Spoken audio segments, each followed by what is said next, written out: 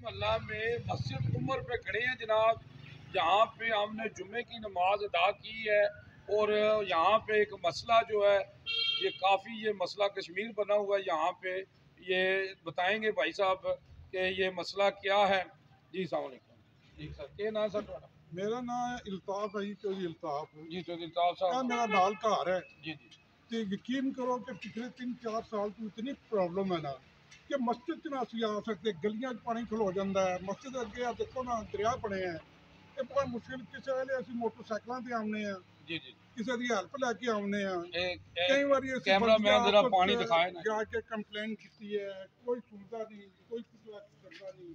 जी अगर ये बंदा एक भेज सकन जैसे पक्का बंदा ला देन, 3-4 गलियां का मसला, खास करके सानू मस्जिद का मसला है, जी नमाज पढ़नी होती है। जी हाँ जी जी, अच्छा ये तुसा ने अज तक ये मसला बल्दियों नाल डिस्कस किया? अच्छे 100 बंदा गए हैं बल्दिया आपस जी उन्होंने कंप्लेन की है, मगर वो आमदे ने देखते हैं चले जाते हैं, मगर करते कुछ भी नहीं। जी ते बल्दिया च तुसी किनू मिले हो? बल्दिया का जो चेयरमैन वो जो उत्थे बड़ा अफीसर है, सारे महल्ले से असं जाते रहे हैं। सही है 100 बंदा इकट्ठा करके असी गए हैं, डिप्टी के ऑफिस गए हैं।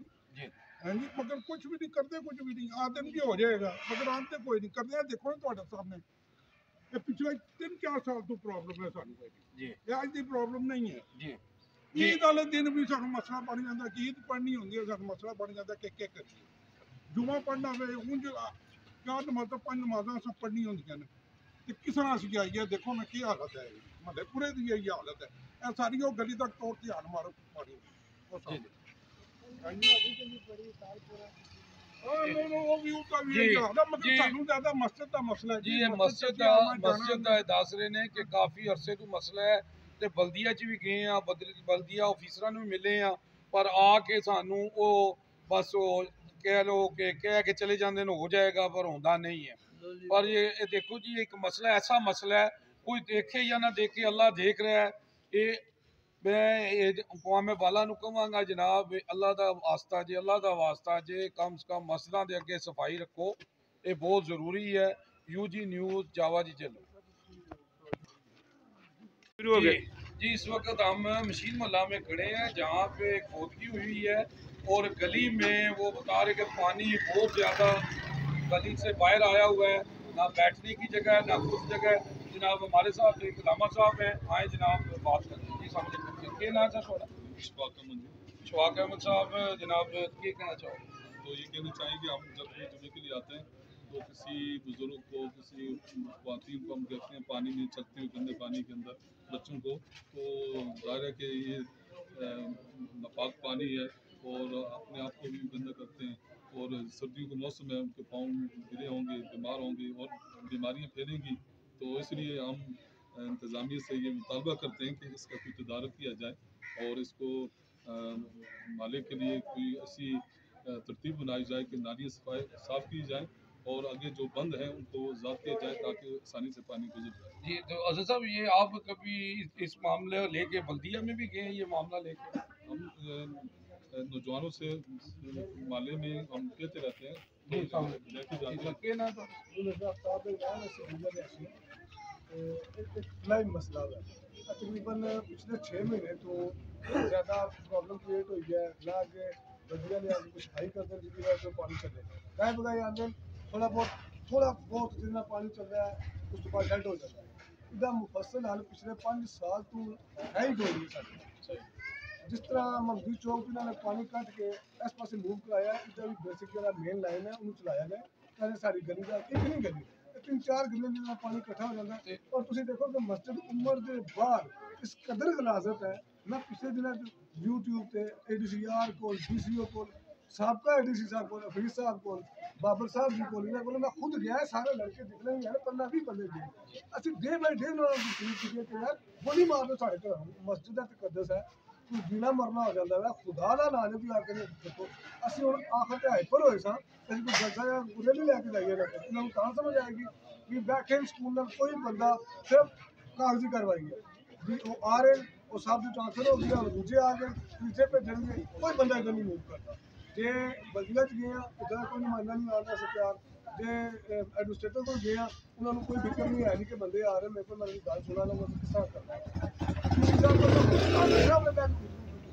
जितना जितने बच्चे आने सारे नाल गए सन इस गाल में तकरीबन 3 महीने गुजर गए जब उन्होंने ट्रांसफर हो गया साबका डीसी ने भी जब तक सेंटर खास कर या मौजूदा डीसी को नहीं पई कोई सुनवाई साडी नहीं हुई आज तकरीबन समझ लो कि ए पानी जब और साहब ने उन्होंने तो जब बनाता मस्जिद का पट्ठे बिठा के रखता रहना कम से कम साड़ी मजहबी जगह है उधर तो दस रात लोग छोटे छोटे बच्चे इतना रख के गुजरते कोई बुजुर्ग है कोई मर्द हो गया वो मेन 3 गलियां उसे मिलती हैं 3 गलियां ने संगम में उन्होंने जोड़ बनाता जी बहुत शुक्रिया जी जी जनाब ये देखो जी खुलासा इन्हों की गुफ्तगू का यह है कि कह रहे कम से कम मस्जिद का एहतराम किया जाए मस्जिद इबादत गाह है सब की मस्जिद की इबादत गाह हर मजहब की इबादत गाह होती है एहतराम करना चाहिए और जनाब बार बार वो कह रहे हैं असीं जा रहे हैं और साड़ी कोई सुनाई नहीं हो रही मैं कहांगा कि कोई देखे या ना देखे अल्लाह देख रहा है कौमे बाला नूं कहांगा जनाब कोई अल्लाह का खौफ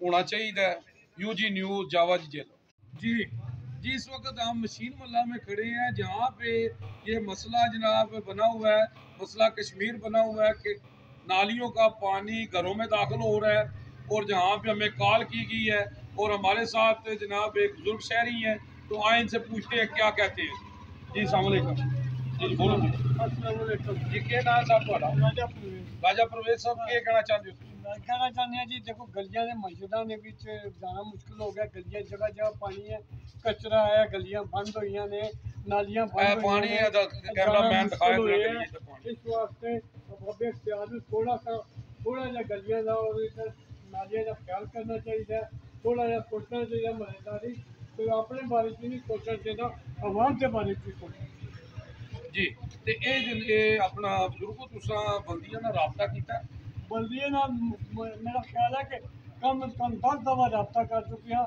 एप्लीकेशन भी लैके जाने आ रहे लेकिन आमदे कोई की कहंदे ने बल्दी वाले की वो कहते हैं आ रहे लेकिन आंदा कोई वाले दफ्तर गया तो बल्दी वाले ने बंदे का अफसर हम लेके भी आए सारा मौका उन्होंने दिखाया है मौका दे के चले जाते कहते जी बंदा असी भेजना है बंदा भेज के मुड़ के जनाब अगले ध्याड़े बंदा आंदा नालियां सफाई करता नालियां कट के सफाई करके 2 हफ्ते गंद जड़ा ना बाहर ही पिया रहता है मुड़ के बारिश होती है जो सारा फिर होई नाली भी ये साडा मसला आ गया मेन बाहर पाइप जड़ा सर्विस वो बंद हुई होती है आंदे ने जनरेटर लगाने 2 ध्याड़े पानी काट के फिर उसी तरह जड़ा सिलसिला जनाब पानी दोबारा बाहर निकल आंदा सानू प्रॉपर रिजल्ट चाहिए है जो तक हल नहीं होगा असीं थक गए जा जाके ਤੇ ਹੁਣ ਤੁਸੀਂ ਦੱਸੋ ਅਸੀਂ ਕੀ ਕਰੀਏ ਤੇ ਮਜਬੂਰ ਨਮਾਜ਼ੀ ਆਉਂਦੇ ਨੇ ਨਮਾਜ਼ ਪੜਨ ਵਾਸਤੇ ਕੱਪੜੇ ਨਾਪਾਕ ਹੁੰਦੇ ਨੇ ਕੋਈ ਇਹਨਾਂ ਨੂੰ ਅਹਿਸਾਸ ਹੀ ਨਹੀਂ ਹੈ ਬਲਦੀ ਵਾਲੇ ਨੂੰ ਕਹਿੰਦੇ ਸਾਡੇ ਕੋਲ ਬੰਦੇ ਹੀ ਕੋਈ ਨਹੀਂ ਬੰਦੇ ਕੋਈ ਤਾਂ ਬੰਦੇ ਕਿੱਧਰ ਗਏ ਨੇ ਮੇਰੇ ਨਾਲ जी जी ये जनाब पहले मोहल्ला की ये जनाब शिकायत है कि बल्दियाँ साढ़े नाल तावन नहीं कर रही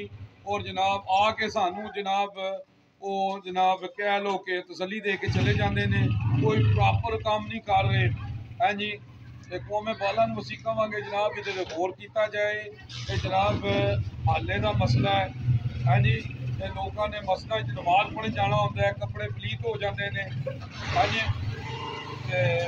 यूजी न्यूज़ जावा जी चैनल